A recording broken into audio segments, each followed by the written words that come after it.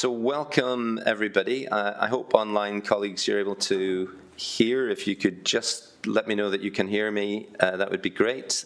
Thank you very much. And welcome to anyone who's connecting online or anyone who may be watching this at a later stage. It's good to have you here, and welcome to the Performance and Overview Scrutiny Committee.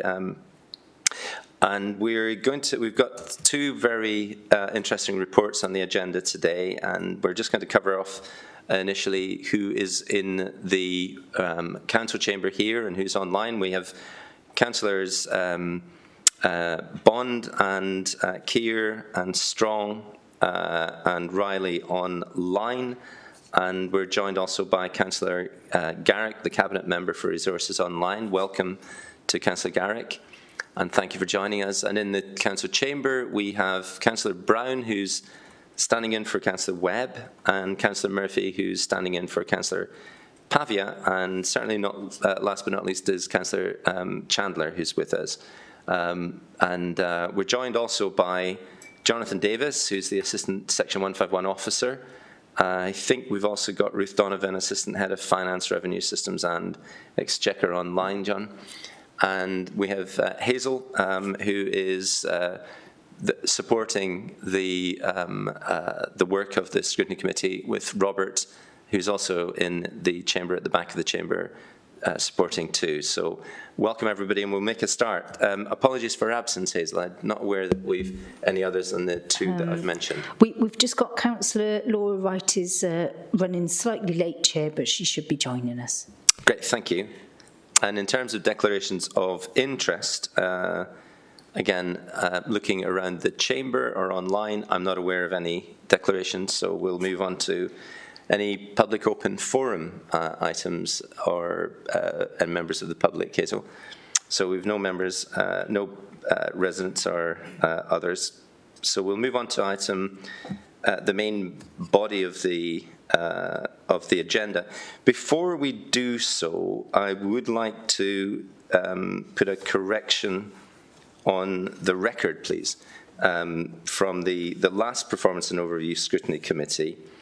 I noted at the time that Councillor Garrick, as the Cabinet Member for Resources, had said, and I played the recording back to make sure that I wasn't mistaken, but Councillor Garrick said that if you look across the water, council after council are announcing bankruptcy at the moment.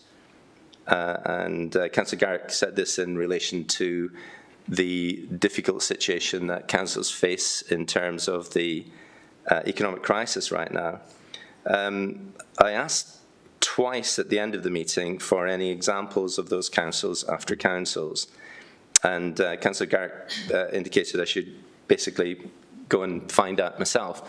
So I did, and I followed up also with the appropriate officer.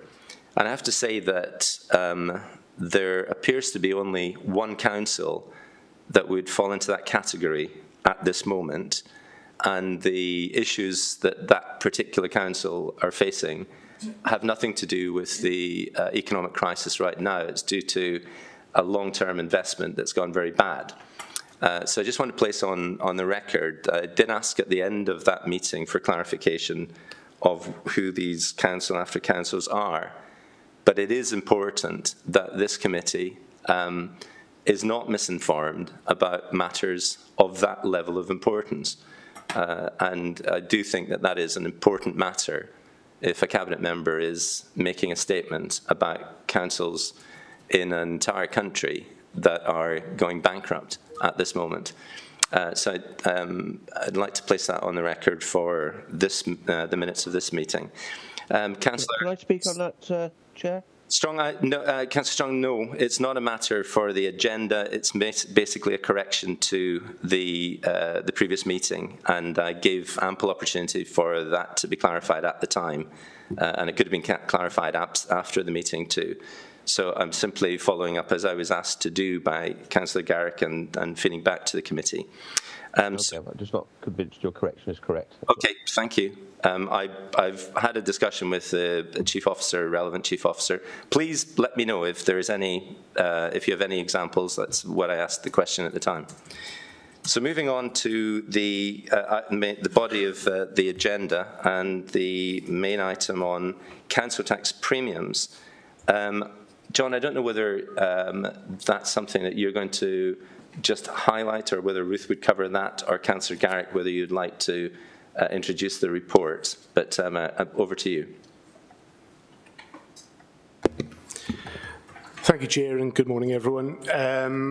I think initially I'll hand over to Councillor Garrick just to give a kind of overview of the main themes of the report. I know we've got Ruth on the call as well, who will provide some extra detail into that. So I think at this stage, Chair, I'll hand over to Councillor Garrick to come in initially. So just to clarify, this is council tax premiums for empty and second homes, correct? Correct, yes, indeed, Councillor Garrick, thank you. Sorry, I've got quite a lot of paperwork on my desk at the moment. Just want to make sure I get the right one for you. Okay, so you've had the document itself for consideration. Essentially, Welsh Government has passed legislation to allow councils to fix additional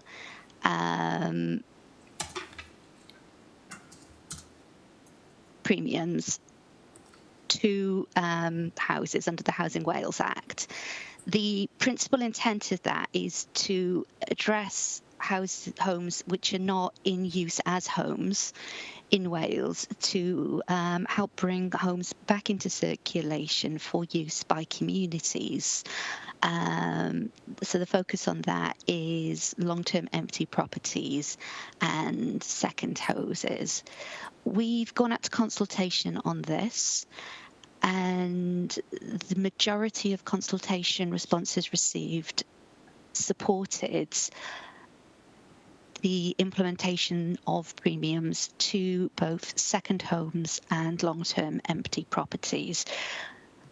In that, the most popular option for empty homes was a 300% premium.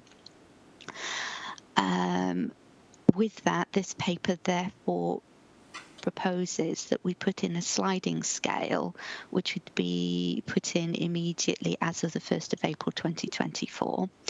That would give 100% premium, which applies to properties empty for a year, increasing to 200% after 2 years, and then 300% for properties empty to 3 years or more. The intent of doing so is to encourage empty properties back into circulation and the housing market, and to increase the number of homes available for use within the county. This is particularly important in terms of our housing crisis and our knowledge that we are limited in the ability to build homes in Monmouthshire due to issues of phosphates in the local watercourses. The overwhelming the majority of responses on second homes was also to include introduce a premium. With this, we're aware that there are different views on it as well, and we did have responses to the opposite as part of the consultation, and we're therefore not proposing that we go to a similar level of premium setting for second homes. But what we would like to do is to take the option to implement 100% premium on second homes as of the 1st of April in 2024, but that should be subject to further consideration during the year in terms of fully understanding the impact of the local economy. The reason that we're suggesting that we do this now is that we do need to give a year's notice of changes to charges on those premiums. So on the case of second homes, we need to give notice of the intent to charge 100%, but when we arrive at April 2024, there is the option, or before that, to reconsider that in terms of the impact of the local economy. That's essentially where we are with this paper. Thank you, Councillor Garrick. And John, I don't know if there's anything you wanted to add to that, or indeed Ruth. If there aren't any additional points, Ruth, were you trying to come in, or you're basically shaking your head? No, I was just going to say, Chair, that no, I think Rachel covered that off summary-wise. They were the main headlines of the consultation. Thank you. Thank you, Ruth. I'll open it now to colleagues. We had in our pre-meeting a number of points that came up significantly for clarification, but a number of points that may well be helpful in terms of being constructive suggestions for the report itself and the policy. Councillor Strong, you're first, and please.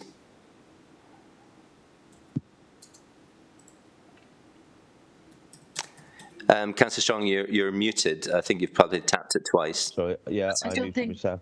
I think I might have done first because I put it in the chat. But sorry. go Peter. Go Peter. That's fine. Okay. Go. I'm looking at hands up. So sorry, Councillor Bond. I'm looking at the hands that have been raised. It should be in the chat, shouldn't it? Thank you. Thank you. Thank you. You're quite right, and thank you. So, right. Councillor Strong, carry on, please. We'll then pick up Councillor Bond. Yeah, I'm good to see that the policy will be under review, and we're very much using evidence-based decision-making. I think on the basis of that, is it worth looking again, or at least to consider the list of exceptions on empty homes? There are quite a number of exceptions that are listed, but it's possible maybe to add a few to that. I'm thinking particularly of homes that are empty because they might be extremely old, maybe perhaps listed buildings where renovations do take an awful long time. Rachel, you'll be aware that if you've driven through Cowent, the renovation of Cowent House is taking a very long time indeed, because it's very specialist work. Also, sometimes, you know, at our own end, our own planning decisions take a long time. So maybe some way of considering exceptions to that one year rule. Thank you, Councillor Strong. It may be that we try and pick up a few of the suggested exceptions before perhaps Councillor Garrick, Jonathan, Ruth, you could plan your responses to those. So I'm going to ask Councillor Bond. Thank you, Chair. I don't know what I misunderstood, but I read that there were people already on a database that have been asked. So I'm surprised by such the percentage, if they already own these homes, that they've actually voted in favour of an increase. So I'm a bit confused about that, because it's almost like turkeys voting for Christmas. But I guess it's the others that were in the question 10 of the questionnaire, and I wonder if it was different. You've just printed it out differently for us to see, because if it doesn't say that they can tick all the boxes, so that could have been, you know, I'm a Monmouthshire resident, or I'm an owner, or I'm a renter, or whatever, or I've got a holiday home. So, and what the others are, and whether that was picked up elsewhere. And also, my concern is that questions 11, 12, 13, 14 and 15 are not, I would suggest, are not entirely appropriate here. And what relevance do they have, because, except perhaps disability? Because if you look at the risk assessment, the only thing that's raised is age. And they say that it would have a greater effect on older people. So I wonder why ask all those other questions, and I don't know whether that is actually infringement, because you've got information about the people already, and I'm not sure that's correct. It was suggested, I think, by Councillor Strong when we were discussing this earlier, that maybe we should take this to Democratic Services, whether this is a possible generic response that we have whenever we send out a questionnaire. If that's so, then I'm not sure that this is relevant or correct, and could cause an infringement on people's privacy. Thank you. Thank you, Councillor Bond. And I'll take one more of the questions that we've got. We've got a number of hands up, and then we'll see if we could ask for responses to those. Councillor Murphy. Yeah, thank you, Chair, and probably one for Ruth. In the past, we looked at this, but it was put forward several times in various budget discussions that we should be looking at this. When we did look at it, we found that there was likely to be a net decrease in revenue because of people swapping onto holiday lets. Now, I appreciate that that's been substantially blocked now. So my question is, have your colleagues in other authorities where they've got high incidences of second homes found any new dodge that people are likely to come in on that might affect the net benefit of any sort of council tax rise in second homes? I appreciate that probably won't apply to empty homes, but it would certainly apply to second homes. Thank you, Chair. Thank you, Councillor Murphy. So if we take those areas of question, first of all, I'll open it to Councillor Garrick, if you would care to respond to those and take it from there. Thank you, Councillor Garrick. Thanks. I'm going to bounce the majority of this to Ruth because you've been so embroiled in the consultation and the legislation.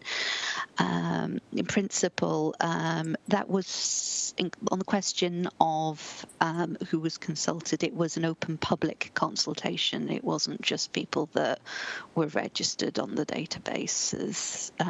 It was open to the public itself. I'm sure Ruth will be able to explain the piece about the equality questions in the consultation itself. There are rules around houses which are being renovated, which again, I'm sure Ruth will be able to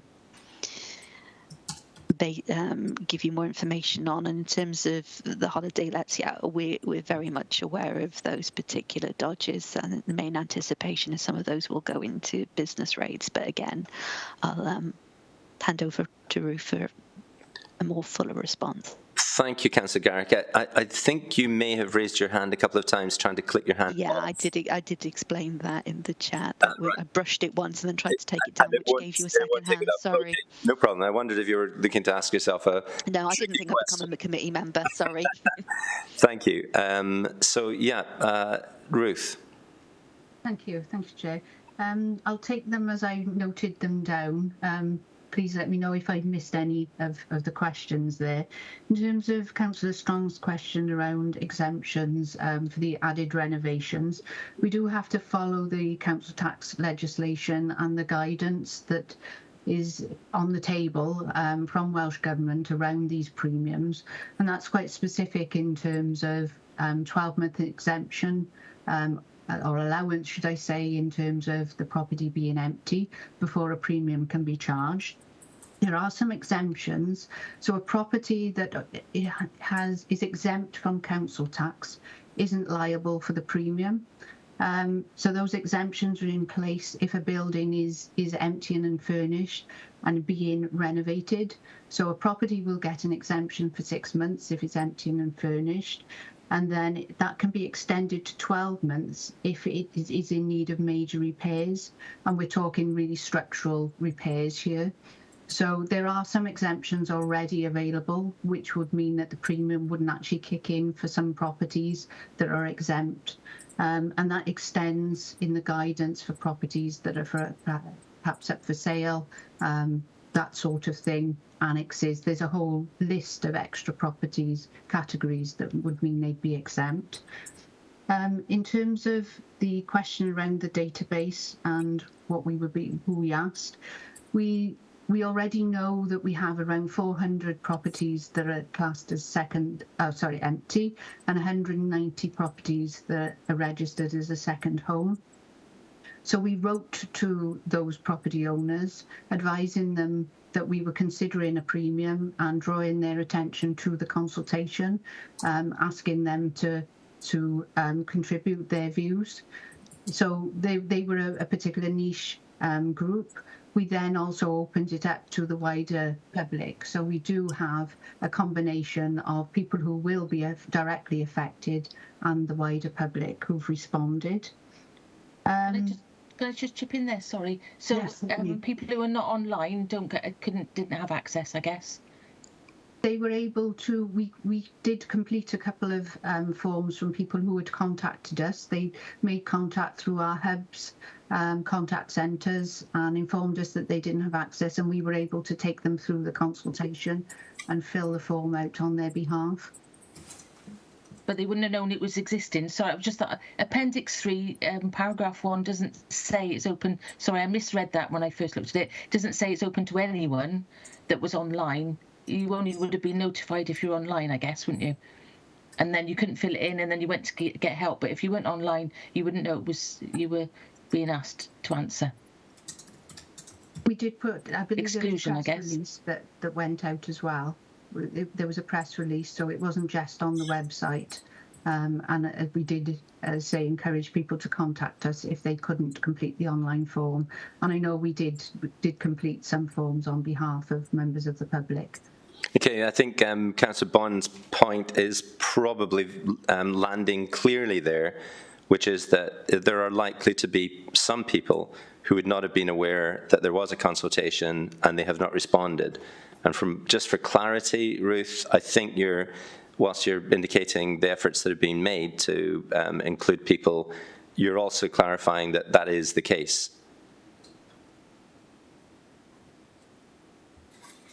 Well, yes. So, I mean, as I say, we put it was on the website and there was a press release. I know that we had people who couldn't fill the form out, and we did that on their behalf. Thanks, Ruth. If I could just pass across to, I think Matthew Gatehouse has joined us, and I think you were indicating, Matt, you wanted to come in on this particular point as Chief Officer. Yes, thanks very much, Chair, and apologies to members of the committee. I've been in sort of 2 meetings, so I wasn't present for the earlier part of the discussion. But I understand you've been sort of asking around the inclusion of the questions on sort of age, ethnicity, etc. So when we do any public consultation, there are certain questions which we do have to ask, such as the impact of any change in policy on, for example, the Welsh language. And there are certain other things which it is good practice to ask when we're looking at policy changes, where those policies could affect different groups in different ways. So, for example, when we went out and consult on the budget, we include these questions on monitoring of protected characteristics, because certain policy changes may impact disproportionately on one particular group.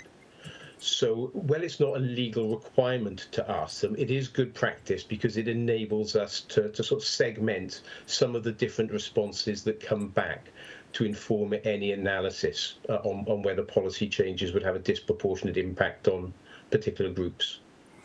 Okay, Councillor Byrne, I do want to bring in the other questions, or we'll just be stuck on this one area. So just say the impact assessment doesn't say that, that's all. Okay, so thank you, but I do want to make sure that we're covering the ground here. So if you could, Ruth, back to the initial grouping of questions. You were, I think, very carefully working your way through Councillor Strong's and Councillor Bond's and Councillor Murphy's questions. Thank you, yes. Just on that point from Councillor Bond, in terms of those questions 11 onwards, just to also say they were voluntary questions. You can't see that on the paper copy, but on the online form, there was the option to either say, prefer not to say, or to skip them all completely, and some people did choose to do so. In terms of Councillor Murphy's question around whether there's any new dodges that we've seen, no, we haven't seen any more. The one was particular at the point in time where council tax properties were being moved into business rates around the thresholds for self-catering, and that was it was totally legitimate for businesses to do. But it did mean that we were seeing a reduction in our council tax base, and other authorities had reported quite a significant shift in properties from council tax into business rates as a result of the premiums. the modelling we had done previously indicated that it was a borderline decision then for this council as to whether it would be economically viable to introduce the premium. The rules have changed since then around self-catering. And now businesses have to be available to let commercially for at least 252 days in the year. It was previously 140, and they have to actually be let within the previous 12 months for 182 days, again previously 70 days. So the threshold for a property to be rated for business rates under self-catering is much higher, and we actually do anticipate a number of properties to come back the other way into the council tax list as a result. So it's less of a, well, it isn't a borderline decision for the council any longer because of those changes.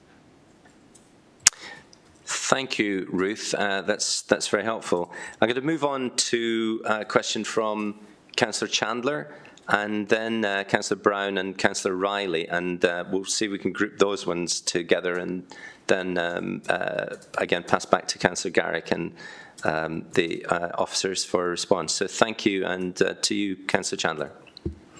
Yes, thanks, Chair. Just following up on that last bit about holiday lets, self-catering holiday lets, it would have been helpful if that was information was included in the paper, I think, as well as in the options appraisal, and what is the, obviously in terms of the council, obviously if people switch to business rates, we don't get the money, but from the point of view of the property owner, it would also be quite good to have got a sense about where the balance lies in them, what's the relative cost for them being on business rates as opposed to be on council tax and with the premium that's being applied, because that wasn't mentioned in the options appraisal or the evaluation criteria. So I think it would be helpful if that was in there. I think I had another couple of questions, though. I think it also wasn't clear about derelict homes. In terms of long-term empty homes, what counts as a derelict home, and what potential is there for someone with a long-term empty property to declare it derelict and not pay any council tax, as opposed to paying either the single or the premium on that? And what's the criterion, and how do we assess that? And I just wondered whether, and I think this is probably unlikely, but just raising it, in terms of second homes, I mean, I think there are a number of second homes that don't bring much income into the county because they're used very sporadically by their owners. And I just wondered whether there was any potential for having more of a sliding scale according to how much occupancy the second home has. If someone's actually there every weekend and every school holiday, then for me that actually counts as bringing a lot of money into the county, and it's a well-used home. If it's something that's just used very sporadically, not only are they not bringing money into the county, but also it's depriving local residents of somewhere to live. So I wondered whether there's any opportunity for any sliding scale on that. Thank you. Thank you. That's very helpful, Councillor Chandler. So moving on to, we'll just group these questions together. Councillor Brown. Yes, thank you, Chair. I think I got a number of questions. I think one of the first questions is about the questionnaire itself, because I think Councillor Bond has raised the point about the relevance of the protected characteristics, and actually the protected characteristics that are listed there aren't actually what is in the Equality Act, because the Equality Act is sex and gender reassignment, not gender, for example. In terms of the questionnaire itself, not everybody was allowed to say what the premium was, because only the people who said, yes, there should be a premium, were then asked what percentage it should be. Now, that's a fault of the questionnaire design, and also there was no option to say 0% either. So the questionnaire wasn't asking everybody who answered it what they wanted to do. So the design of the questionnaire was faulty, and obviously we've raised the issue about the fact that it was difficult, say, for elderly residents to be consulted on it. Turning to elderly residents, one of the issues is that, you know, for example, if somebody's got a home in one area, you know, they may need to get a small warden-assisted place in another area so they can be near to relatives to help, with care of themselves. Now, the issue is obviously they're still selling their other house, and at the moment, because of the cost of living crisis, houses aren't selling, or alternatively, they're in a warden-assisted property, and these elderly properties, actually, the properties for the elderly, are very difficult to sell because of the fact that they have large service charges on, and when somebody dies, there's a service charge that continues, and so, even after probate, they're difficult to sell. And I have known, for example, in one company where a relative has actually given the property back to one of these big organisations that do assisted living because it was costing so much in service charges that it was impossible. So you can have a situation where an elderly person needs care because they're going into hospital a lot and they're not in a situation where they're near to their relatives to help them. And I think in those circumstances there should be exceptions. Councillor Strong has also mentioned about the planning side. Well, for example, if somebody is trying to get a property ready for letting, if it's a listed building and they want to alter the windows, it can take over a year to get planning permission.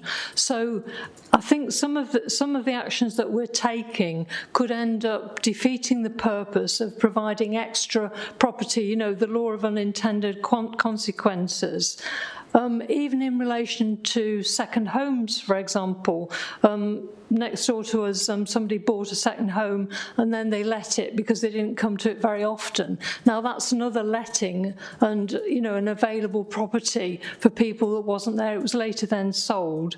But some of these things, by adding all of these premiums, you're possibly discouraging landlords to actually buy empty properties and renovate them because of the time that it takes. Swansea County Council have done a very good page on basically, telling people that these clearly stating what the exceptions are, and then also stating, but if you've got problems, we've got grants and loans to help you renovate properties. This is so that they can then be let or sold, and so they're back into the market. So I think the recommendations that are made here actually need to have a third category, and this is actually a legal category within council tax exceptions, that there is this discretionary category, and I think the discretionary category needs to be stated in the recommendations that, for example, if there are delays or in relation to planning or elderly or other circumstances which are totally unfair and people are trying to do their best, then they should be told that there is this discretionary element, but also about the appeal process as well, so that we aren't going along the law of unintended consequences by charging extra premiums and then having less actual available property to let for people. And obviously, because of the bed and breakfast side, we do need those particular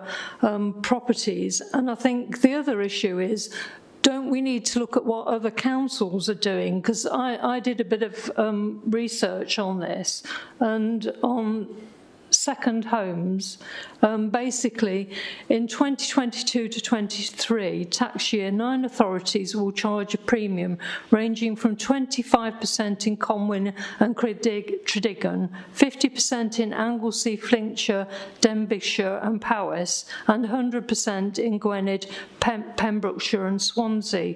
Both Pembrokeshire and Gwynedd have the largest number of second homes that are subject to a premium at 3,746 and 3,794 respectively. Areas like Swansea have got the problem with regard to second homes because of the tourist location.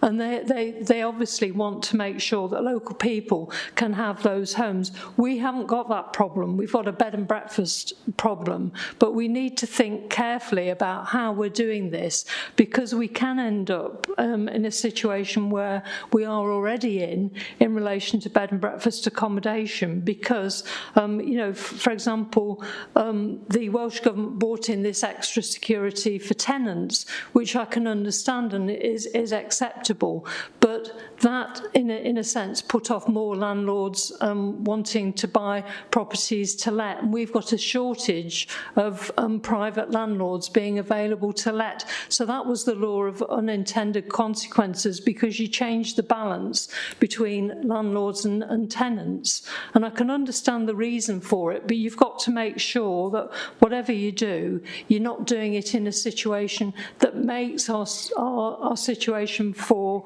letting properties even worse than it is now, and you could end up doing that in relation to these sort of things. So I think we need this extra discretionary category and the right to appeal. But also I don't understand why second homes, why the premium starts straight away as opposed to after a year, which it does with empty properties. But I still think the highest premium should be 100%, and we should review it in a year's time to see how it goes once it's in operation. Okay, Councillor Brown, thank you. I think there were quite a number of questions in there, and we'll pause at that particular point. I think one of the concerns... Actually, Chair, I couldn't discern any question from Councillor Brown. I heard a lot of statements. I wasn't sure what question was being asked of me. Sorry, do you want me to clarify, Councillor Garrick? The first question was that the questionnaire was faulty. The second question was the fact that we need a discretionary category so that we don't end up having unintended consequences and take account of things, circumstances like planning and the elderly in need of care. So they were specific questions. The third question was about the level of the premium and if that's fair. So there's three distinct questions that were asked there, and I'm sorry if you weren't able to ascertain those. Thank you. Okay. What I just wanted to pick up there was that I noted, Councillor Garrick, that you indicated earlier, and indeed the report does, that there would be further consideration during the year to matters.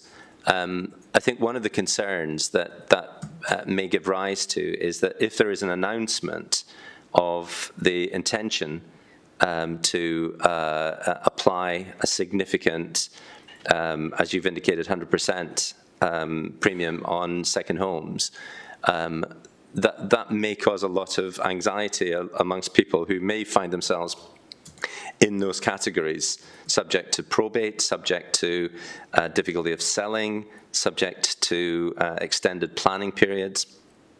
So it would be a concern that an announcement would precede what might subsequently be withdrawn or included amongst additional exceptions. So I wonder if you might just cover that point, if you could, when you're responding to Councillor Brown. Thank you.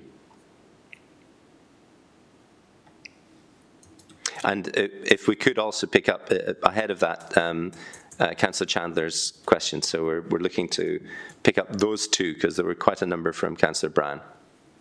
So over to you, Councillor Garrick.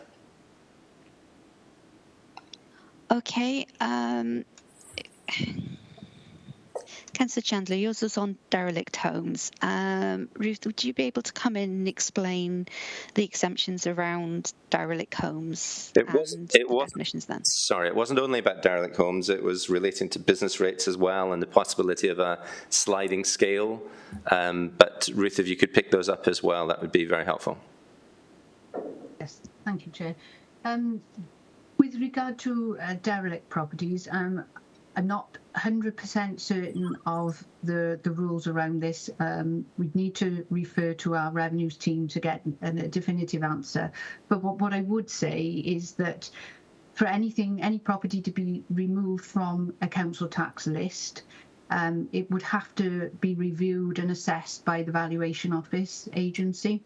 So they advise the local authority the rateable value or the council tax band for a property. They have to decide whether they're rated or not. So if a building is derelict, there will be criteria that it would have to meet to then be removed from a list. So for example, completely uninhabitable. So the property owner would need to contact the VOA and ask for the property to be removed from the list. With regard to this question around second homes being used sporadically by owners, and the suggestion we have a sliding scale, that would actually be quite difficult to administer. The question, I guess, is how would we know that the property was being used every weekend, whereas another property wasn't? That would add a very complicated extra dimension to the administration of the premiums that I don't think we would be able to build into our processes. Okay, thank you, Ruth. If we could turn to Councillor Brown's questions now and Councillor Garrick. I think just going back to Councillor Chandler's questions as well, remember that we're very clear that the intentions there to review the local on the impact on the local economy as well in the coming year. Okay, so in terms of the questionnaire, I don't think it's faulty. I think it's very, very clear and very, very simple. If an individual has stated that they do not agree with a level of council tax, they have expressed a preference for 0%. That's it. Simple as that. The reason they're not asked to reiterate that is because they don't need to reiterate that. It's that they've expressed 0%.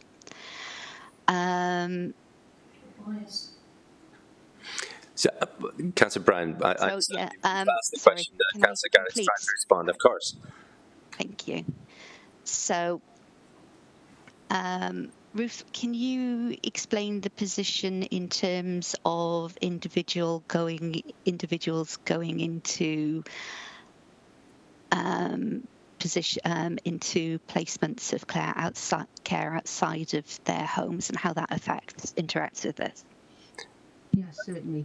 And Ruth, could I ask, sorry, Ruth, but could you also pick up those broader potential discretionary exceptions that Councillor Brown specifically raised that might form an additional exception class, which is a discretionary class, which would cover such matters as examples given. There may be planning issues. There may be issues of difficulty to sell within the defined period for market reasons that are outside the control of the individual. There may be probate issues relating to delays that are outside the capability of the individual. Could you possibly address that as well, please? Thank you. Yes, certainly, Chair. I'll try to. In terms of, when we award a premium, it is down to whether there is already an exemption for council tax on the property, or whether it's one of those 7 classes that are detailed in the guidance as to whether they'd be exempt from a premium. So in the case of somebody going into a residential home or hospital, if it is a permanent arrangement, then there is, under current legislation, there is an exemption in place for council tax. So somebody who's moved to a nursing home on a permanent basis who still has a property, that property would be exempt from council tax and as such would be exempt then from a premium. So that's something to be aware of. In terms of probate, a property is exempt for 6 months if it is empty because of probate. It is then that is exempt for 6 months after the grant of probate has been awarded, and then it can be exempted for up to a year because it's linked into that restriction for sale. So again, under those 7 classes, one of the classes is if the property is being marketed for sale, then it is exempt for a year. So there is some scope within the legislation to allow for some of these things with the properties being up for sale or the circumstances of people moving into a home, for example. Ruth, could I just connect this particular set of questions to the earlier one from Councillor Bond? Because, you're absolutely correct in identifying what are already listed as exceptions. but we've identified in this meeting what might not be covered by the timescales of the exceptions that exist. So what happens to those individuals if it's out with their control, and 1 year is not sufficient, or market reasons make it impossible?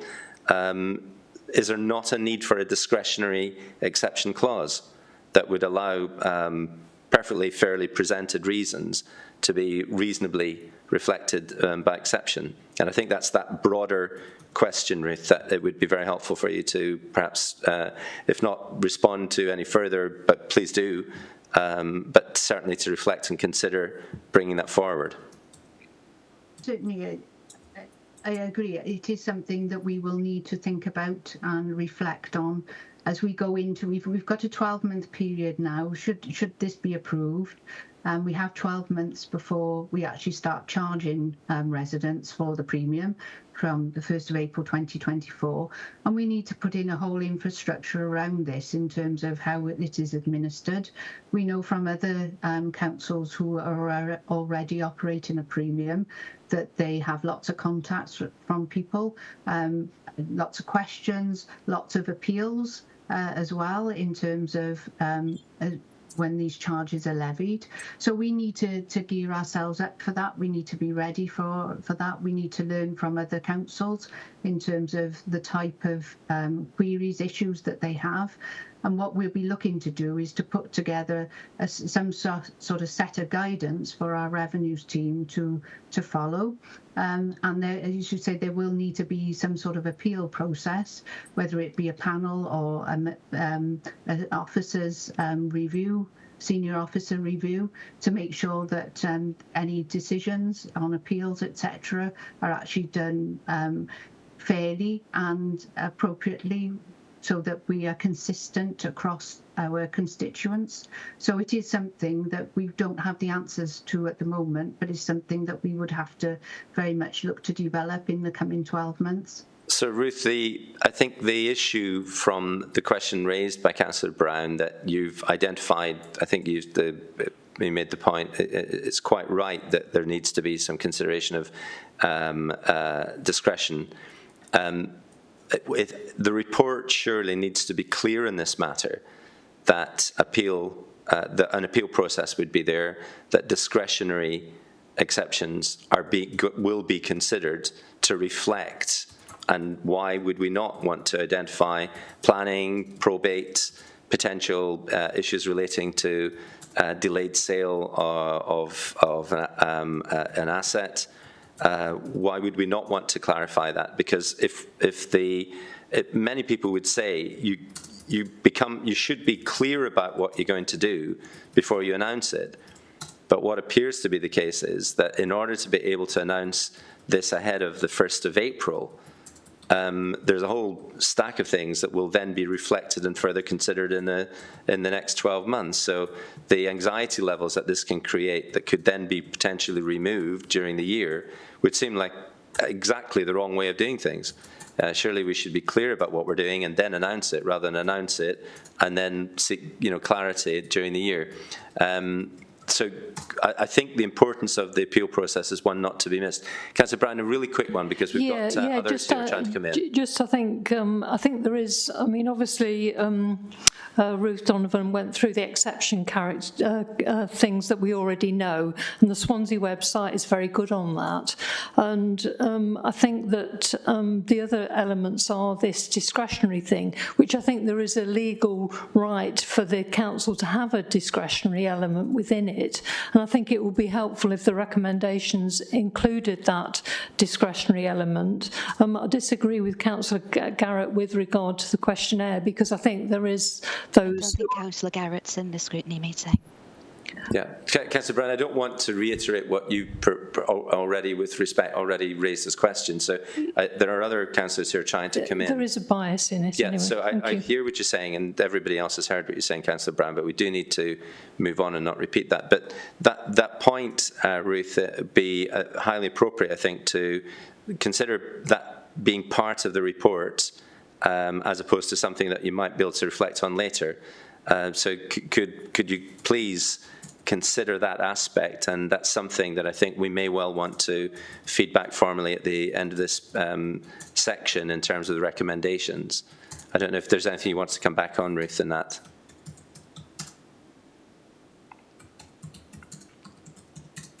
Thank you, Chair. Well, as I say, we will reflect on that. I need to take some advice from our revenues professionals in terms of what element of discretion we can apply, but we'll certainly take those comments on board. Thank you, Ruth. That's very helpful. I'm going to move us on, and Councillor Riley, you are next up. Thank you. And then Councillor Bond, but a really quick one, if I may, Councillor Bond, because you had a couple of earlier goes. So Councillor Riley. I think most of my question really has already been answered by Ruth Donovan, so thank you for that. I really was concerned about where the top clock starts ticking, but I'm also, in terms of a death, I'm also, it's my understanding that you don't have to wait until probate, the end of probate, before you can actually market a property. So then I got confused, if you don't mind my saying, Councillor Neil, by when you say market reasons make this impossible, because sometimes people can be unrealistic about the value of a property. But I'm also concerned about, is it possible to have back-to-back exemptions to prolong the period? So an exemption for one thing leading to an exemption for another classification. Okay, so as in even removing kitchens. Yep, okay. Thank you for that. I'm going to pick up, if I may ask Councillor Bond and Councillor Murphy and Councillor Chandler for really quick ones, as you've all had a shot already. But Councillor Bond, real quick one, please. I've put it in the chat. It's just a general question about impact assessments and the relevance of questions from that. Thank you. Okay, thank you for that. And Councillor Murphy? Yeah, very quickly, Chair. Ruth, you mentioned the possible setting up of an appeals panel, and we've looked at discretionary stuff in general. We used to have an appeals panel. Has that been meeting? I mean, it was quite a few years ago that we had it, but we used to meet sort of relatively frequently, didn't we? Okay, we'll pick that one up in a second as well. And Councillor Chandler. Yeah, just to,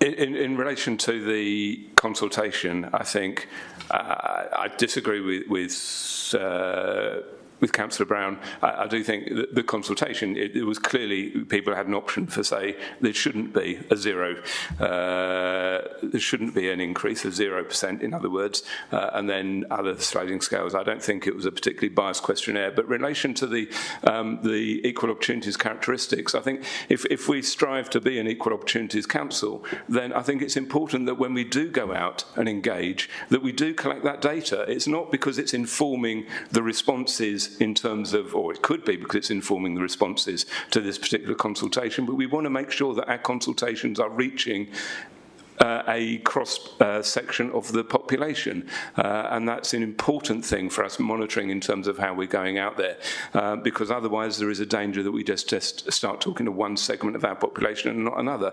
Councillor Brown did say that, you know, having criticised the collection of that equal opportunities data, then said, and of course older people can't access it because they're not online. Well, actually the equal opportunities data that we've collected showed that the majority of people, that the biggest age group that responded to the questionnaire were those aged over 65. So therefore actually that equal opportunities data did demonstrate that we were reaching all parts of the population. And I think if we're looking at equal opportunities, we should be really clear about actually it's good practice to gather the data to make sure that we're talking to the right people and not just talking to a narrow segment of the population. Having said that, I don't think the number of responses for that questionnaire was particularly high, so I was quite surprised about the low level. We do obviously a lot of consultations going out on a number of issues that get publicised. It would be quite useful to have a sense across the board, perhaps, for this committee to look at in terms of what level of responses do we get to each of the consultations that the council is putting out, and how we might try and improve that response rate. But I think that's particularly relevant to this particular issue as a more general issue. But thank you. Thank you, Councillor Chandler. And just that point, I think there were 276 responses, which is, to your point, that's arguably a very low number, of which 58% were in favour of some form of premium on second home. So a combination of not an overwhelming support for it, but not a very large scale number. Could I ask if Ruth is still there? Yes, sorry, Ruth, you've moved to the bottom right of the screen now. If you just wanted to pick up anything on that, Ruth, Councillor Riley's points, Councillor Murphy, Councillor Bond and Councillor Chandler. And if we could make these brief responses, that'd be much appreciated, so we move forward.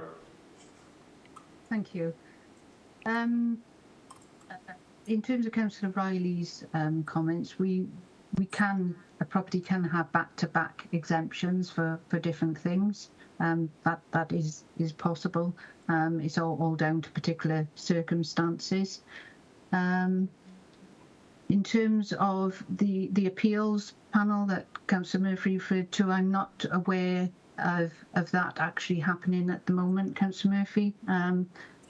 I can't ever recall. I've been in my role for about 7 years now. I can't actually recall that ever happening. It might be something that we would need to put in place should we need to do so, given the level of queries that come back through this. But we'll have to sort of develop. These will develop as the premium is implemented.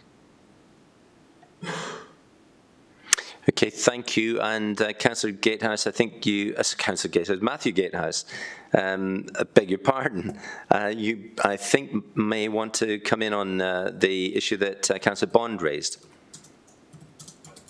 Yes, thanks very much, Chair. And apologies to those watching at home. I didn't introduce myself when I came in earlier. Matt Gatehouse, Head of Policy, Performance and Scrutiny, and definitely not brave enough to put myself up for elected office. So in response to Councillor Bond's point, it's really important that as an organisation we strive to complete those integrated impact assessments as early as possible in any process. It's actually right, the earlier they're done, the more chance there is to use that information to inform the development of policy proposals, and that is something that we strive to do. And absolutely recognise as well the point that Councillor Chandler made. Earlier on, I spoke about the importance of using this information to inform where there's a disproportionate impact on any protected characteristic. It is also absolutely essential that we use this in any consultation to ensure that we're reaching all sections of our communities. So thanks also to Councillor Chandler for that input. But recognise the amount you've got to get through, Chair. Probably think that's all I need to input on those. Thank you, Matthew, and also Councillor Bond. Sorry, you've had quite a number of. I was just going to say. Yeah, Councillor Bond. Sorry, you've had quite a number of opportunities. No, Councillor Bond, please. Councillor Bond, please. We're trying to run a sensible meeting here, not everyone just coming in when they feel like it. And thank you, Matthew, for clarifying that. A couple of questions at the end that I have. One is relating to what's shown in 4.2 and also in the legal guidance, just in terms of the practicality of the policy, where it states that occupation of a dwelling for one or more periods of 6 weeks, which relates to section 12A, paragraph 16 of the legal guidance. So you can be in a dwelling for one or more periods of 6 weeks or less during the year, will not alter the status as listed of an empty building. Multiple periods of 6 weeks or less. So if an individual happened to be in a property 12 times for 4 weeks each time, they would be in that property for 48 weeks of the year, for example, but the building would still be listed as long-term empty. as a property. In terms of the practicality of that legal guidance, that just doesn't seem to hang together. And Ruth, I'd welcome your thoughts on that. But I'm just reading out what the legal guidance says. So occupation of a dwelling for 1 or more periods of 6 weeks. So it doesn't say a limit to the number of those periods and less than 6 weeks. As I say, as an example, 12 periods of 4 weeks that people may spend time in a property for almost the entire year, but it would still be listed as an empty property. If you could possibly just look at that. It seems very significant. And finally, just a question on the net financial estimate of the benefit to the county and to our council and to our residents out of the implementation of this. Have you made any estimate of the exceptions that would apply to the 190 second homes? And what sort of cost would there be? What sort of cost has already been included in terms of officer time expended in this matter, such that we would be able to see, well, actually, what is the net financial position coming out of this, as opposed to what is, as it were, words of policy? Have we any estimate of those positions at this stage, Ruth? I would certainly expect that if we're putting forward a case like this. So, Ruth, perhaps you could pick that up. Thank you, Chair. With regard to your question about the 6 week periods, the furnishing, this is something that we particularly see within business rates, where a property is actually classed as it is a long-term empty, but furniture, for example, is moved into a space for a limited period of time to then attract an exemption, to then mean that they don't pay business rates. And we see something similar on council tax, and this is something specific in the guidance that is seeking to try and avoid that. So if a property is long-term empty, so it is unfurnished, they're trying to avoid somebody saying, well, actually, I have some furniture, and it may be a token piece of furniture that then means that the property is no longer classed as empty. And I think that is a particular point that the guidance is trying to get around, in terms of trying to avoid that actually happening. Ruth, sorry, but the point I was raising, section 12A, para 16, is not about furniture. It's about occupation of the dwelling. And I was simply reading out to you the words of that paragraph, which are reported in the report itself at 4.2. So if an individual is occupying the property for multiple periods of less than 6 weeks, it would still be categorized as a long-term empty property. So, the logic of that is pretty difficult to understand in the example that I gave you. That is specific guidance from Welsh Government. As I say, it's there to try and avoid people moving in a token piece of furniture and saying that the property is now furnished. It's something that is particular in the guidance that Welsh Government are asking councils to follow to try and avoid some of this sort of avoidance that is out there. Yeah, I get that. I really am just pointing out that within legal guidance, there can sometimes be simply very clear paradoxes that are worth pointing out so that they are eliminated. That would appear to be one. But can I ask you to respond on the net financial position, please? Yes, certainly. The numbers have been calculated on the basis of the number of second homes, empty properties that we have listed on our database at the moment, and they are around the 190 mark for second homes, 400 for empty properties. They're assuming at the moment that those numbers continue. We may well see a drop. We have seen the numbers fall slightly since the consultation exercise, where people have responded to our letter to actually tell us that the home isn't empty, for example.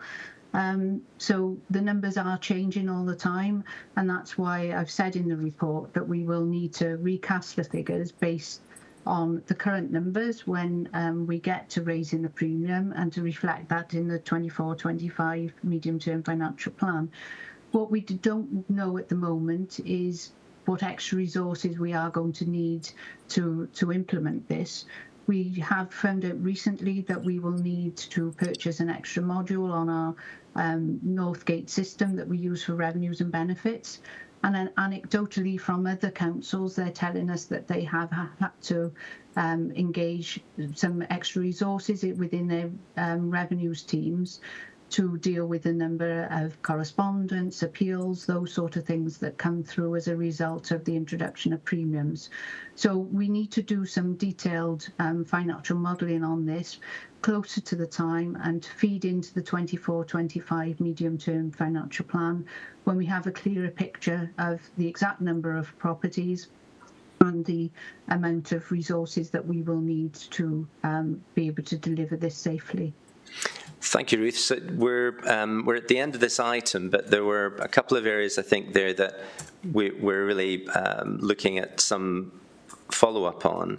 One of these was really responding to quite a number of the points from colleagues on the committee in regard to different exceptions that appear not to be identified in the existing classes of exception, and the potential therefore for a discretionary class for exceptions, and also for appeals to be clarified as part of the plan. And the second issue, which I'm flagging up, that if there is a flaw in the Welsh Government's guidance, then it would simply potentially unwind the policy if people spotted it and said, well, yeah, we've been in this property for 12 times, 4 weeks, and it may lead to judicial reviews that are just going to be wasting an awful lot of time, money, and everything else. So it may well be something you want to look at, that section 12A, paragraph 16 of the guidance, and it does seem to be flawed. But I'd appreciate your feedback that perhaps separately outside of this meeting. And thank you for those responses. In the meantime, we'll move on to the next item, but thank you for the responses. It's such a detailed matter, and so we were getting into some of that important detail. So we'll move on now to the next item on the agenda, which is item 5, which is the month 9 budget outturn report and pre-decision scrutiny on the month 9 financial forecasts.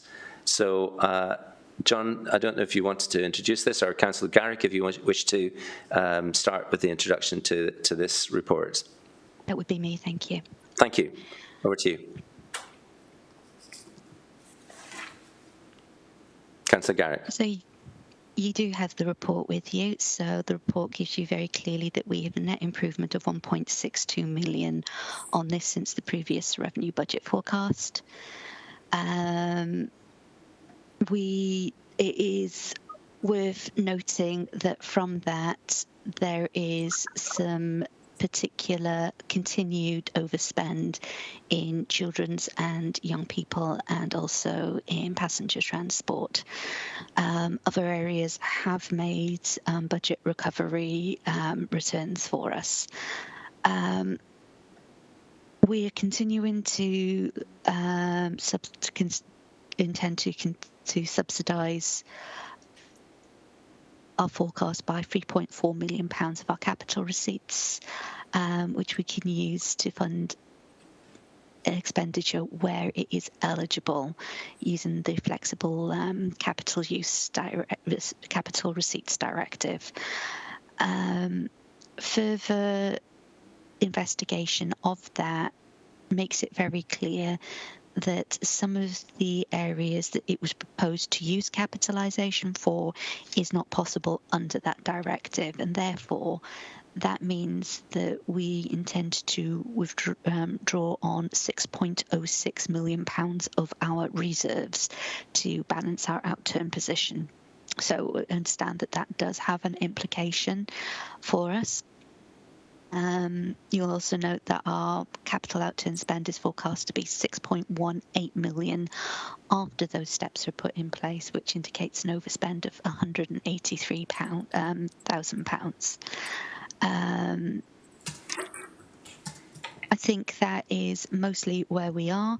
There is continued concerns on our reserve usages for schools, and we still appreciate that there are risks associated with the budget going forward, as there have been throughout the year. I think we're all well versed in the position going into month 9, so I think it's probably best to hand over to the committee at this point for questions. Thank you, Councillor Garrick. And John, I don't know if you wanted to add any particular comments to help the committee in understanding ahead of questions. Thank you, Chair, and thank you, Councillor Garrick, for coming in with that overview. I think just a couple of comments from me, I guess, before we hand it over. I think particularly for me, in terms of crafting this report, the social care position was a key focus. I think the committee are well versed on volatility that the current position is presenting. We are keeping a close monitoring of the position, but I think we have to have regard that the short-term ability for us to have an impact on some of these costs is limited beyond the kind of value for money considerations that we can drive through commissioning and etc. So I think the focus at the moment, as we maintain a close eye on this, is the kind of practice change in the more medium-term position that we're looking to drive, and members will be well aware of the budget proposals for next year and the types of things that we're looking to do in terms of building that resilience in the medium term through in-house and preventative approaches.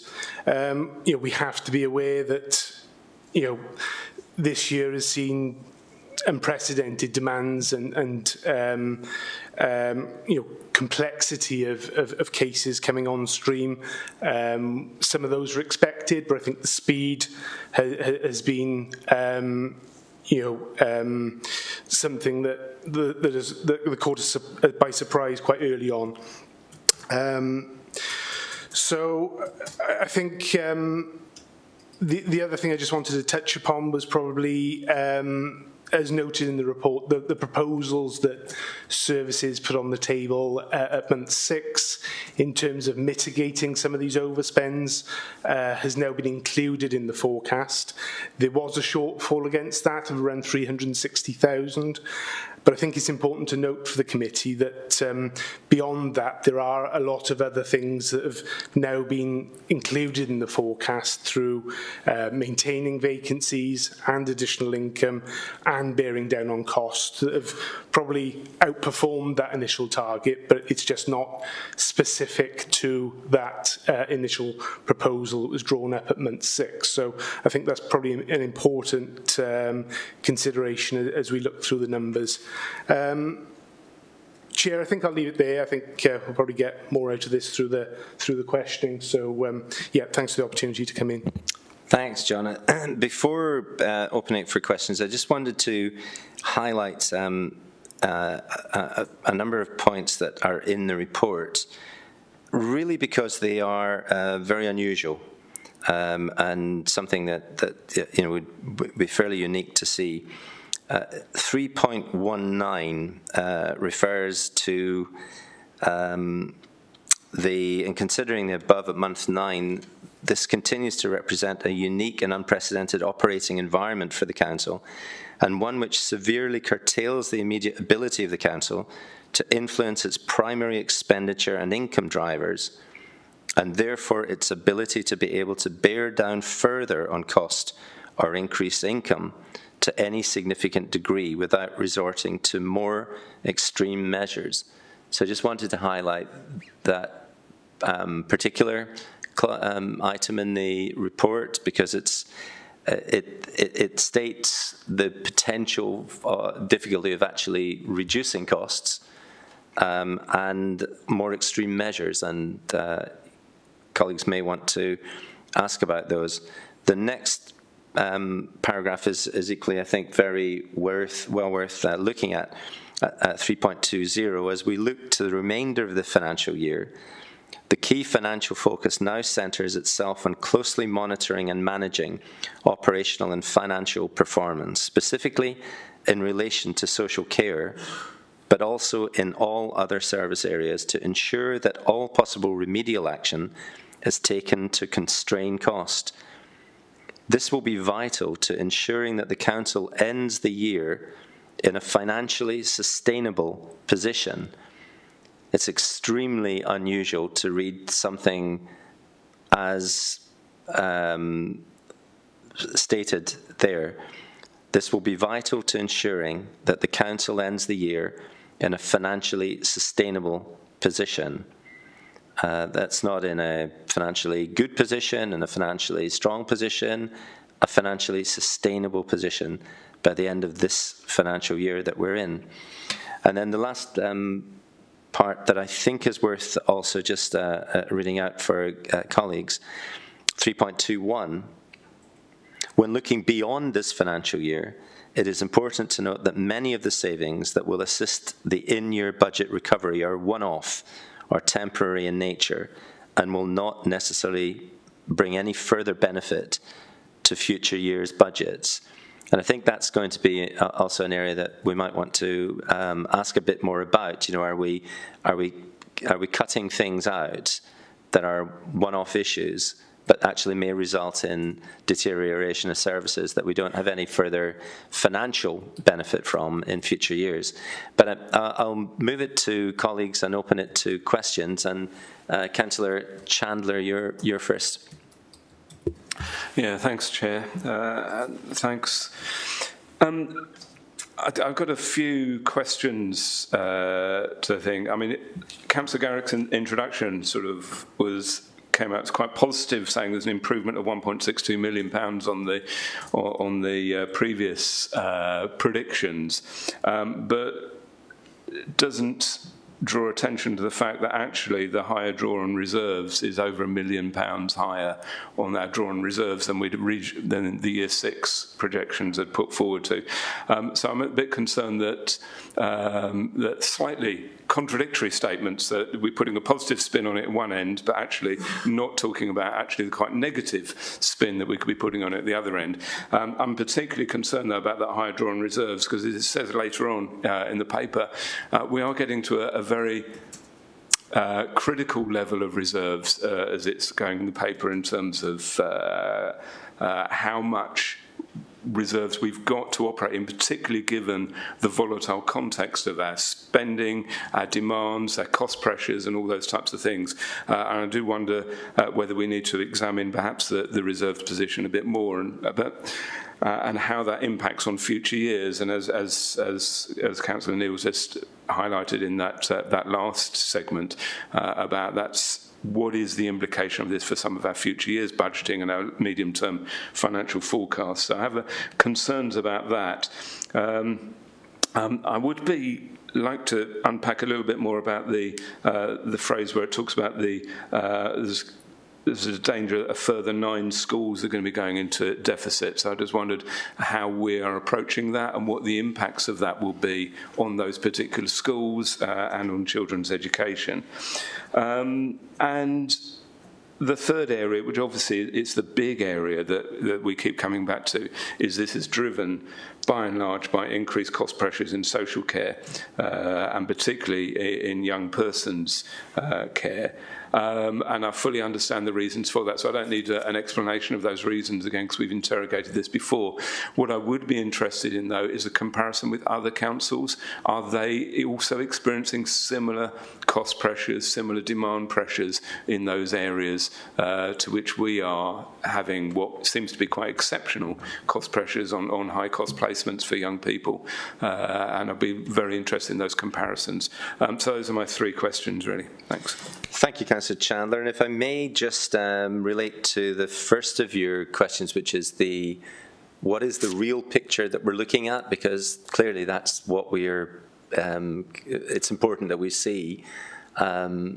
You mentioned the drawdown on reserves, but the report also refers to the the one-off unbudgeted grant and the impact, the positive impact of that grant. It would be useful to understand what the position is were one not to have had the grant and where one not to have drawn down the reserves, because that would give us the, as far as I can see it, the true underlying picture, which can be improved by a number of mechanisms that can be taken, including drawdown of reserves or one-off grants. But perhaps that's something that you could address. So first of all, opening that to Councillor Garrick, and thank you, Councillor Garrick. So you're still on mute, Councillor Garrick. Apologies, I thought I was being clear. So the increase in use of reserves is due to examination of the intent to use capitalisation, to use our capital receipts to cover some of those additional realisations of risks. We've gone through that, and it's become clear that not all of the areas that we intended to use those qualify under the capitalisation directive, and therefore we are having to turn to reserves on that particular piece. In terms of your reserve usage, we are also, as an administration, incredibly concerned about the level of reserves that we have available. They've not been... The Council hasn't replenished reserves apart from the point where we had additional funding over the last couple of years for COVID to any discernible level. So therefore we are, I think it's the third lowest reserves in Wales. So we are also paying extreme attention to where our reserves are and what can be done about that. Sorry, could I just come in here, Councillor Garrett? Yeah. Because you said I was talking about the drawing on reserves to subsidise our revenue expenditure of 6 million, which is $1 million more than anticipated. It's nothing to do with the Capital Receipts Directive. You said that was because of that. They're completely separate, I understand. So the question really is about the real underlying position net of or prior to drawdown of reserves at a higher level and the unbudgeted one-off grant, so that we can understand what the real position is. Okay, in that case, John, would you like to come in on this one? Thanks, Councillor Garrick. I think Table 3 is clear, Councillor Chandler. I mean, it's a combination of items there that goes towards making up that net increase of 1.06 million.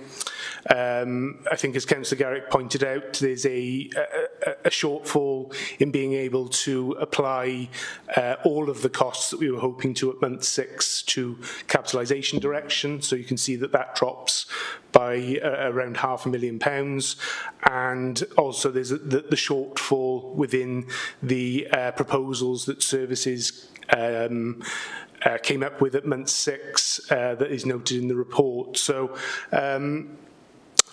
I think that's clear. I think in terms of that additional use, there's some paragraphs later on about the reserve levels, and you'll note, the papers that are now going into Cabinet and Council this week around the robustness of our reserve levels moving forward, and the usage of those both for this year and for next. So I think they're covered in quite a lot of detail.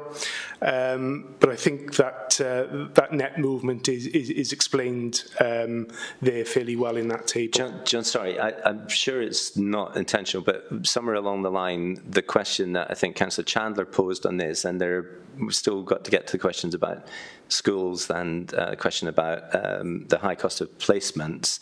We've not forgotten those, Councillor Chandler, but the questions were specifically about what is the underlying picture where the drawdown in reserves, the additional drawdown in reserves not made, and where we, before the additional grant being received, what is that underlying picture? Because those are not items that we can do again or perpetually or arrive in, and we need to understand what the underlying picture is to have a true picture of the position that the Council is in. So could I ask you to please address that particular area? Thanks, Chair. I think it's quite, I take your point, it's quite a difficult one to unpick because I think, as I alluded to in the opening comments, we've received a multitude of one-off grants and additional income throughout the year, and particularly between month 6 and month 9. The bottom line of all that is that our revenue reserves usage is increasing by 1.06 million. Effectively, that item, along with the capitalisation directive, are the two tools that are available to us to meet those unexpected and unprecedented costs that have come on stream. So I take the point in being able to unpick all of that, but I think for a straight summary in terms of how it has affected our outturn position, the answer is there in terms of the table 3, that it has increased by 1.06 million in terms of our revenue reserves. That is to meet the additional costs that we've seen come through between month 6 and month 9 that have been offset by additional funding, but not to the extent of that degree. Okay, thank you, John. I do understand that it is more complicated than perhaps I was suggesting it is, because there is more than one simple grant, but our residents and our businesses might, very reasonably want to understand, well, what is the financial position that we're identifying in the report as one which by the end of the financial year may not be financially sustainable. So it would be very reasonable, that being highlighted, that they would want to understand the impact on the representation of our position being improved by the additional drawdown reserves, which simply cannot go on in perpetuity, and the impact of grants which may never be repeated. So it's for that reason that I think that it's an entirely legitimate area for us to be as clear as we can be. But perhaps we can move on to the other questions now. And Councillor Garrick, the questions Councillor Chandler raised relating to schools, and in the report it identifies the potential for 9 further schools to move into deficit. And then the question around high-cost placements, particularly in children's social care, and whether or not we find ourselves in an unusual situation relative to other authorities. Councillor Garrick. Yeah, absolutely. We were also... Thank you. You're very faint, Councillor Garrick. Sorry, we're struggling to hear you. Sorry, my microphone appears to have gone onto the top of my head, I think, when I was getting a sip of tea, sorry. So, yeah, we were also concerned and curious as to the expenditure in terms of young people's placements and how we're faring compared to other councils. We also were concerned that we may be above average in that area.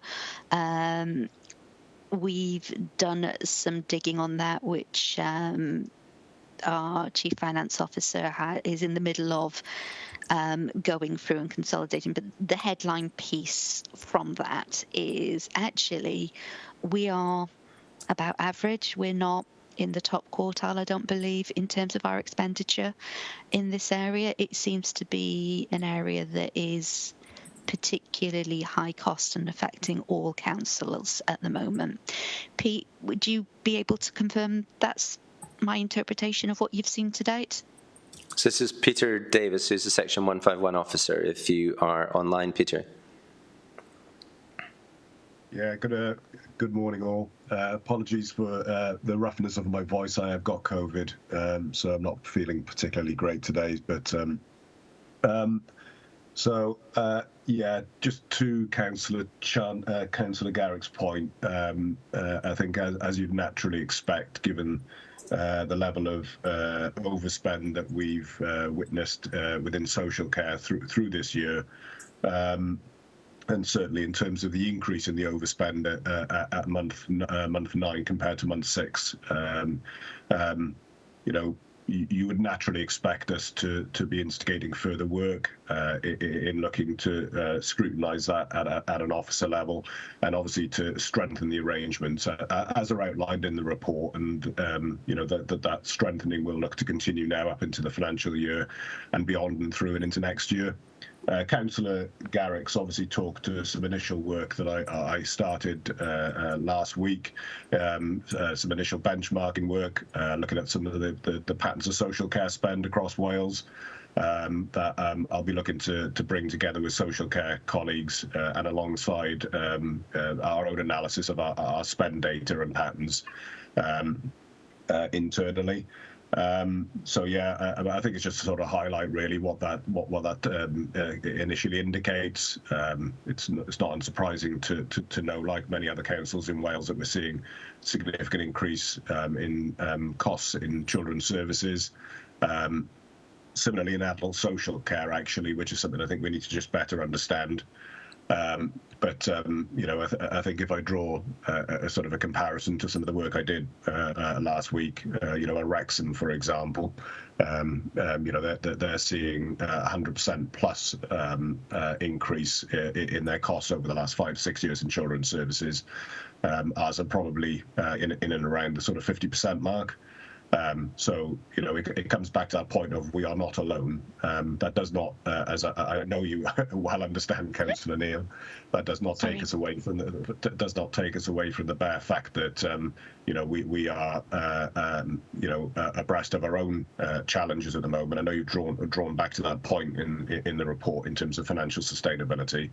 I think if I was just going to offer a comment while I got the mic just on that specific form of words, I think what those two paragraphs taken together is highlighting really is, number one, as I think is well understood and has been the case, as the Scrutiny Committee has obviously presided over the budget monitoring during the year and through to this point, it's been the need to take to strike a very careful balance, I guess, in terms of our ability to instigate very hard measures in year. And at a time where we were having to obviously put the plans in place for next year at the same time, and when you don't want to be coming in very hard in the current year because that has you know, consequences in terms of our ability to deliver services. So obviously the package of measures that's been introduced in the current year has responded to a situation that has very quickly evolved. The point around financial sustainability, I think, is one around making sure that we're instigating the necessary level of cost control now, and given the further deterioration at month 9, which has come as a disappointment to me, you know, from a personal perspective, but you know, it's the situation that bears and is presented. But we need to make sure that, you know, we're taking firm action to keep on top of that and to take us into the financial year for that not to deteriorate any further, and such that it puts us on a sustainable path to work through next year and beyond. Reserves, to the points made, they are at a lower level than I would want. And clearly that therefore requires our budgetary discipline to be, you know, on its game from this point and going forward. You know, we do not have the luxury to be able to rely on reserves over the medium term to sort of bail the council out for, you know, levels of significant or unforeseen overspend. And so, you know, that level of budgetary discipline, the frequency of budget monitoring that we need to see to going into next year, all of those tools need to be properly brought to bear to make sure that the council, you know, remains on and is put on a sustainable path going forward. Thank you, Chair. Peter, thank you. And I would not have asked you to come in if I'd known that you were under the weather with COVID. So please, you know, please don't come back on. We'll have plenty of opportunity. I'm sure you're very strong in attending these meetings. But you know, Godspeed, you get better quickly and are not too bad with it. Thank you very much indeed. But back to, if I may, Councillor Garrett, just on the issue of schools and the potential for 9 additional schools to be in a deficit situation. Yeah, we don't seem to have anybody from the schools portfolio in the room at the moment, virtually or physically. We have Will McLean with us, so I know Will. In that case, obviously, from our point of view, we're offering support to schools in terms of officer support and availability for their budgeting. However, I think Will is much more embroiled in that portfolio in order to be able to give you a fuller view of where we are. Thank you. And Will, would you be able to address that particular issue? So the concern is 9 schools potentially adding to the existing number, going to deficit, and how that affects their finances and the council. Excellent, thank you, Chair. Good morning, everybody. Will McLean, Chief Officer, Children and Young People. Clearly, we don't want to see any schools in a deficit position, and it's been, through the course of the year, disappointing, as Pete said, about the overall level of reserves, to see a number of schools move to that position. So we're looking at the moment, at month 9, that there will be 9 schools in a deficit, so a movement of 8 from where we were at the, a movement of 8 going into that deficit position from the one we had in the previous year. I think I would note that there are 2 at a very low level, so less than £10,000, and we'd expect them to recover very quickly. We have 1 school which has had a substantive deficit for a period of time, but working with the Cabinet member and the member for resources, we're looking to provide some additional support to that school to help smooth that recovery over an extended period of time. And the rest of the schools have moved to a position which is at a level which I think can be recovered as we move forward into the next, probably over the next 2 years. So we'll work very closely with those schools, myself and Nikki Wellington, to make sure that they have a proper plan in place.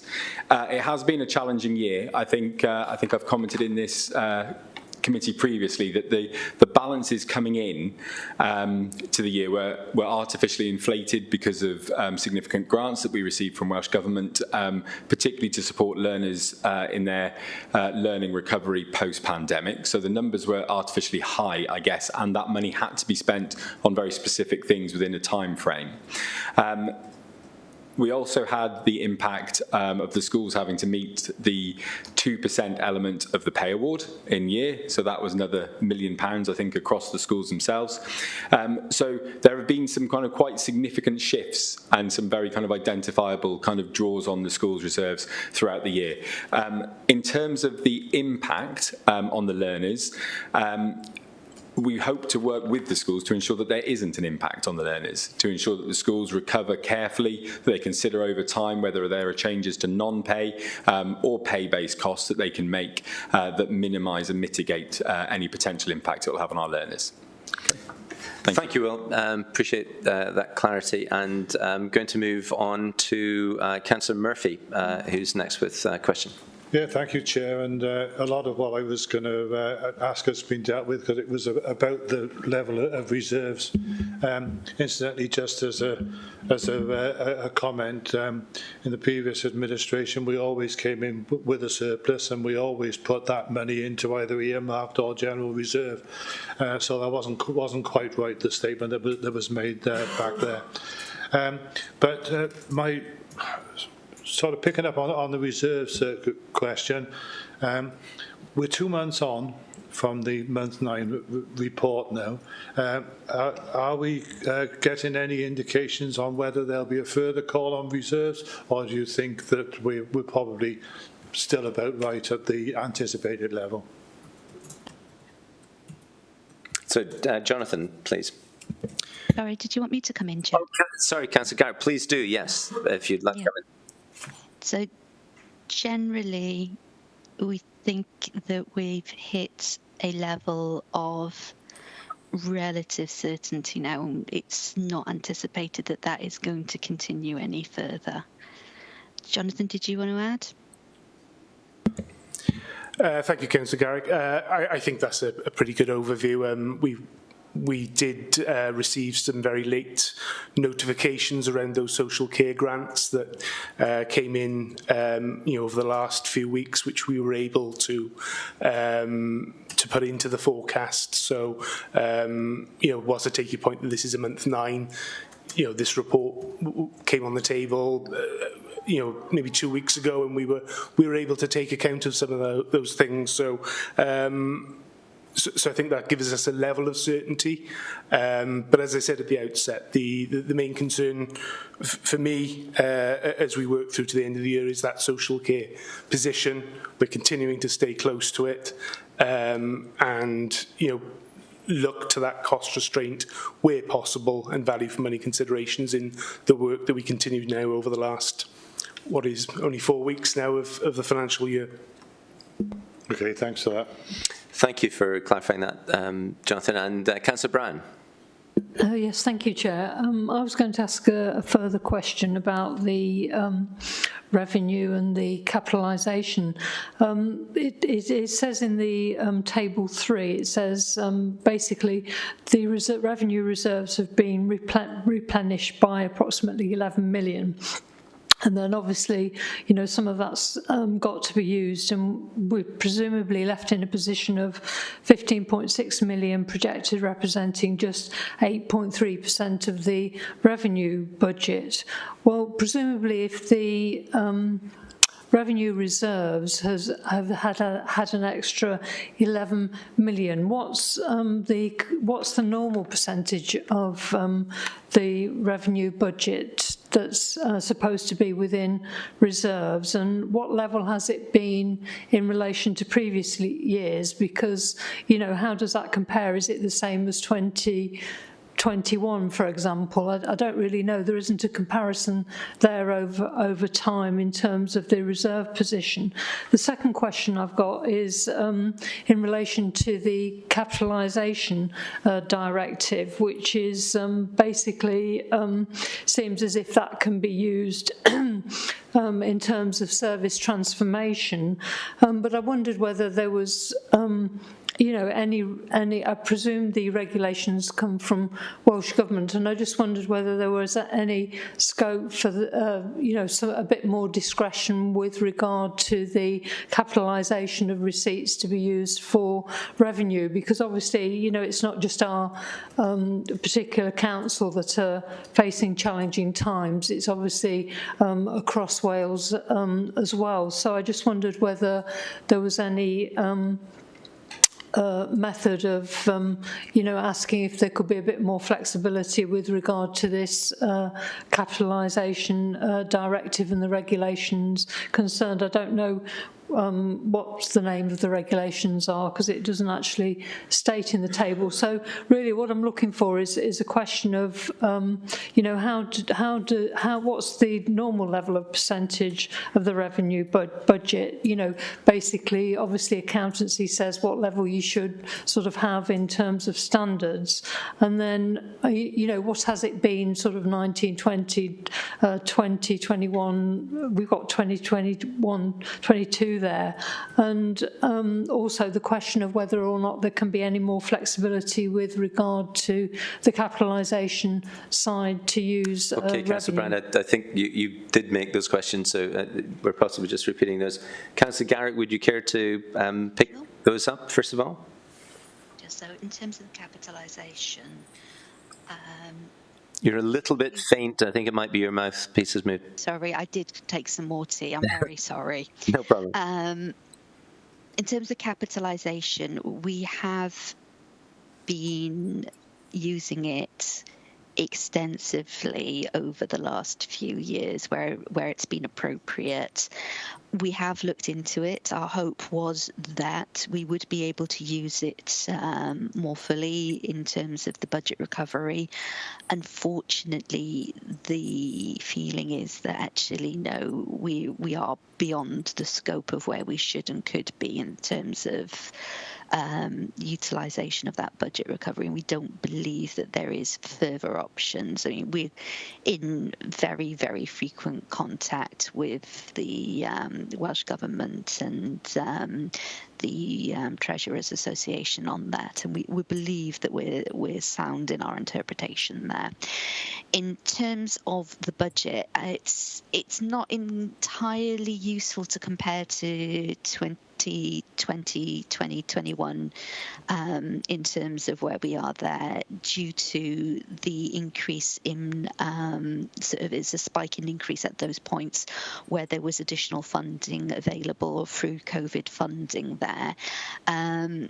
We are lower than we would like to be in those areas at the moment. John, can you cover the exact percentages in this position rather than asking Peter to come in? Thank you, John. Thank you, Councillor Garrick. Thank you, Chair. So I think, I'll take the reserves question first and maybe just provide some clarification on the capitalisation directive as well. So there's a chart within the report just under paragraph 3.31 there that kind of takes us through the history of our reserve levels as a percentage of our net budget over time.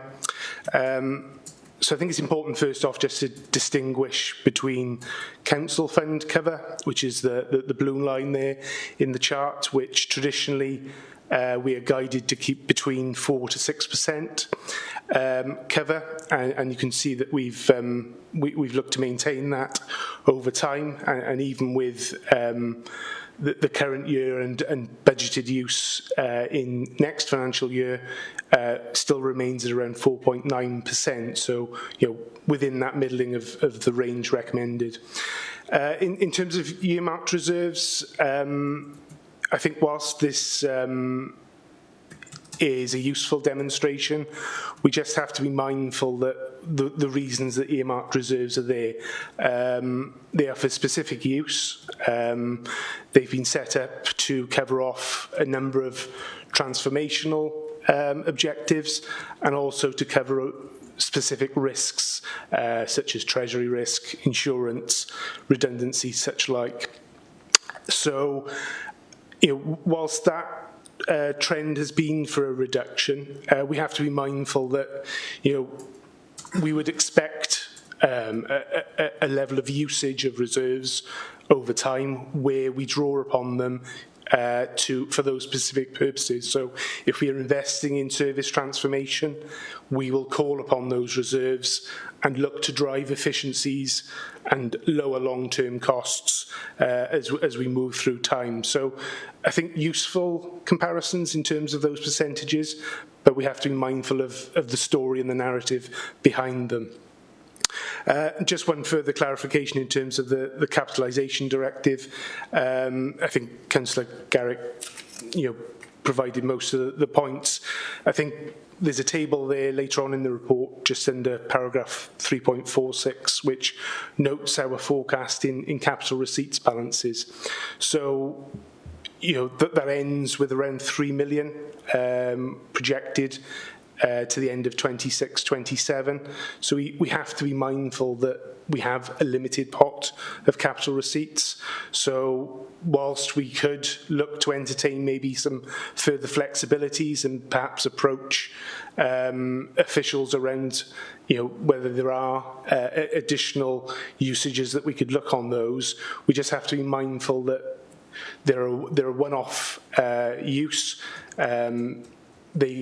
By utilising them for this purpose, it does limit the ability to draw on them for their traditional purpose of supporting capital expenditure and the wider capital programme as well. So it's that balance to be struck, but I take the point around exploring flexibilities where possible to support the revenue budget. Thank you, John. It's well timed comment. Just there aren't free pots of money sitting around and funds that we can simply dip into when we need to, and it's important that you've reminded us of that. So thank you.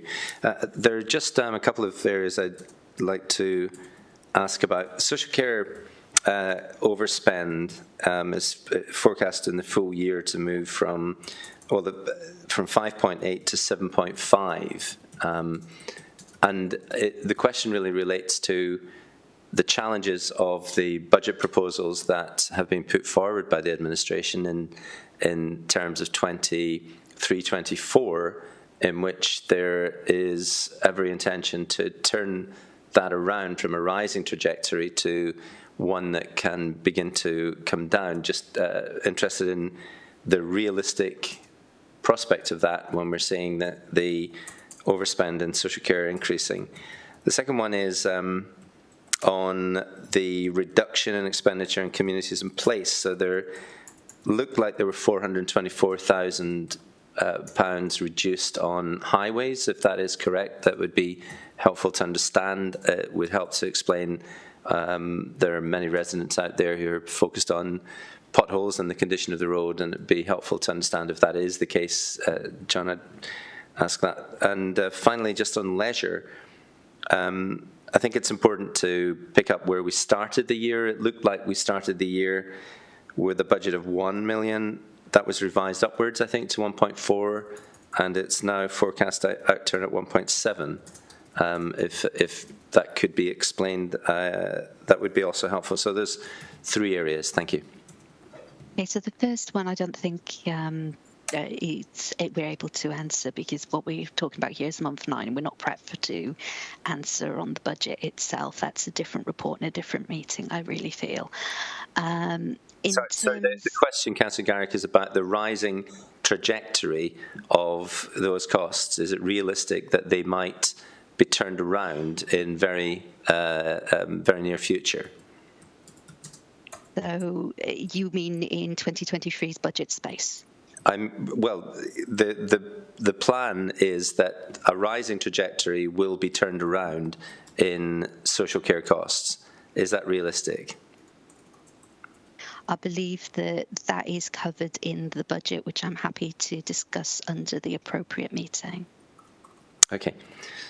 So would you turn to the second question, please?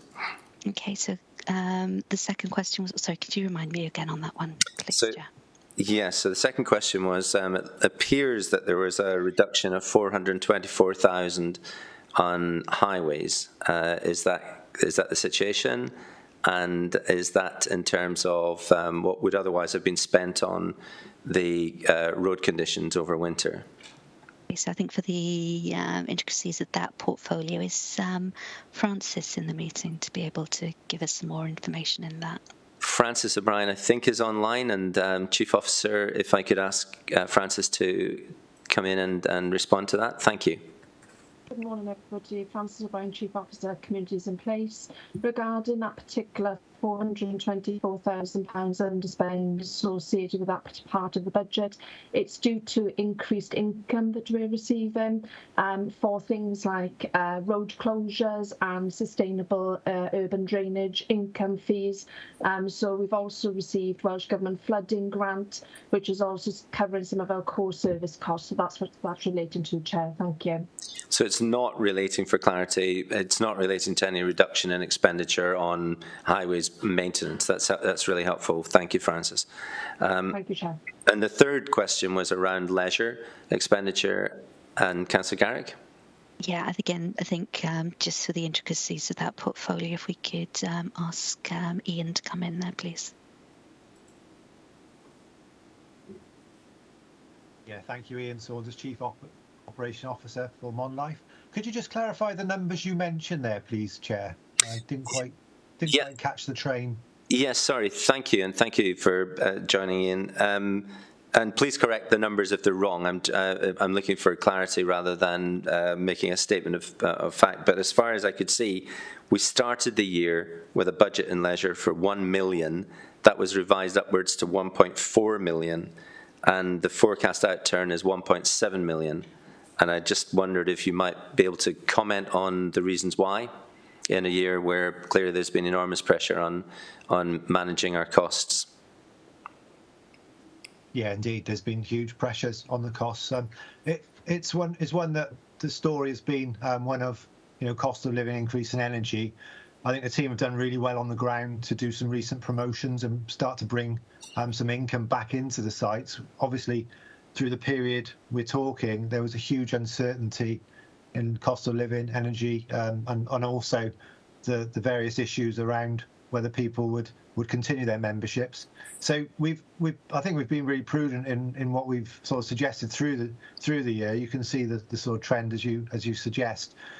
Recently, it's come back, and really pleased with the latest swing back, should we say?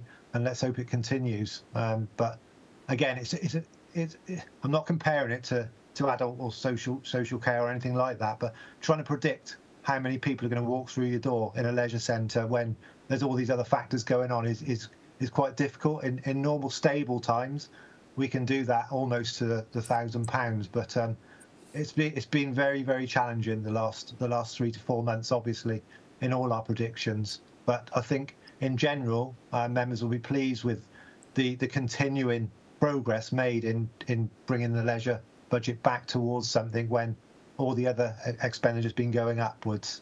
So I hope that's all.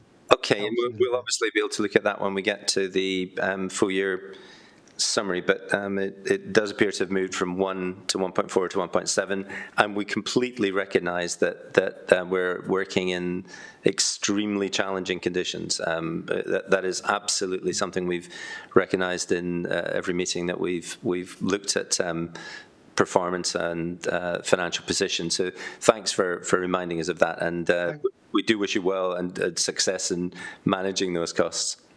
Thanks, Chair. And also, could I just for, obviously you understand modern life, but it's not just leisure centres. There's so many costs in different departments that we're really sort of doing our best to maintain, but everything is obviously increasing more than it was a year ago. But yeah, absolutely. Thank you. I'm not squealing. I'm just saying as it is. Thank you. That's very helpful. Okay, and thank you everyone for the questions relating to that report. And we have scrutinised the report, and we are. I think we're satisfied that the responses have been made against the questions raised. So appreciate the responses. We're moving on to the item 6, which is the forward work programme and action list. You'll see on that the actions have taken place against the different minute items. I'm not aware that there are any actions that have not taken place. There are some that are still subject to some further follow-up, including the Citizenship Department, which was notified of concerns that we raised around the nature of the questions for those people who were keen to become citizens, and there will appear to be some further follow-up with members of the committee on that. So get ready to ask, to say what sort of questions we think should be in there. But Councillor Bond, on that particular issue? Well, earlier in the action list, please. Thank you very much to Hugh Owen, who responded, and also had a great conversation, and really impressed with Gareth Walters and his information, his knowledge and professionalism in making changes in both for Wales and the UK. A brilliant conversation. We booked a meeting. So it was really good. Thank you very much. That's really good to hear, Councillor Bond. Thank you for feeding that back. I'm sure that will get back to the officers involved as well. Okay, so we'll move on from item 6 to 7, which is the Cabinet and Council Work Planner to note. And then we're on 8A and 8B. So we have the minutes for the meeting of the 17th of January, and also the minutes of the meeting of the 25th of January. Are there any changes, corrections from members? I see none. So, Councillor Chandler? Sorry, not on the minutes. It was just going back to the work plan, whether I could come back in on that one. Yes, okay.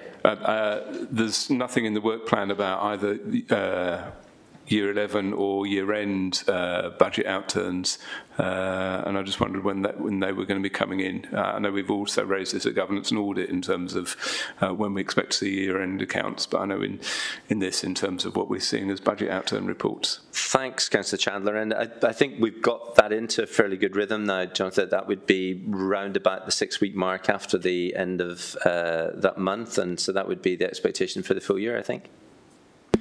I think I'll take a look at it through with Democratic Services, but I think just to note, it is obviously a more complex document to bring together in terms of the outturn. But I would hope to bring it to the committee within good time. I think, from memory, I think it is on the plan at some point, maybe for June. So I don't know whether it's just been missed, but I'll go away and check that. We'll definitely follow it up. Thank you, Councillor Chandler, for raising that.